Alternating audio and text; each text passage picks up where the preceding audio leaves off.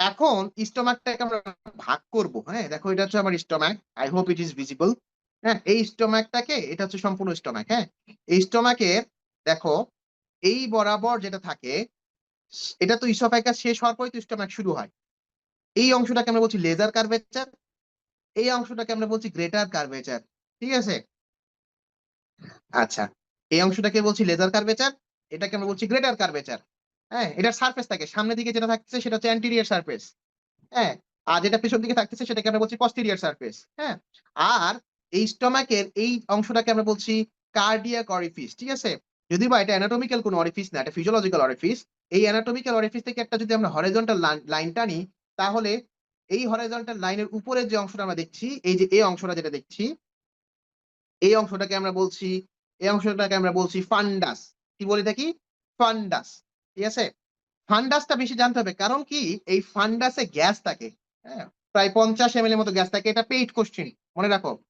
Fundic gas বলা হয় 50 ml, যেটা এক্সরে তেও তোমরা দেখতে পারো। হ্যাঁ, এক্সরেতে এই জায়গাতে সাদা সাদা কিছু দেখা যায়, মানে গ্যাস তো মানে গ্যাস মানে কি বাতাস, বাতাস মানে ট্রান্সলুসেন্ট মানে ব্ল্যাক থাকবে। ঠিক আছে? এক্সরেতে কিছু ব্ল্যাক স্পট দেখা যায়, এটাকে আমরা বলছি ফান্ডিক গ্যাস। কত অ্যামাউন্ট? 500 ml, 50 ml। ঠিক আছে, ধরবে। ফান্ডাসের নিচের থেকে, এখান থেকে শুরু করে এই পর্যন্ত এই অংশটাকে আমরা বলছি কি জানো? এটাকে আমরা বলছি বডি অফ দ্য স্টমাক। ঠিক আছে? আর তারপরে এই জায়গা থেকে একটা লাইন যদি টানি, ওই লাইনের নিচেরটাকে, যেটাকে যে অংশটা থাকে সেটাকে আমরা বলছি পাইলোরাস। পাইলোরাস অফ দ্য স্টমাক। ঠিক আছে? তাহলে আমরা কি কি দেখলাম? একটা ফান্ডাস দেখলাম, একটা বডি দেখলাম, একটা পাইলোরাস দেখলাম। ঠিক আছে? এখন এই পাইলোরাসটাকে আবার দুই ভাগে ভাগ করা হয়।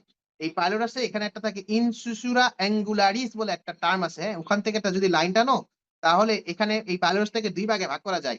একটা হচ্ছে পাইলোরিক অ্যান্ট্রাম, শুরুটা হচ্ছে পাইলোরিক অ্যান্ট্রাম, আর লাস্টেটা হচ্ছে পাইলোরিক ক্যানাল। ঠিক আছে?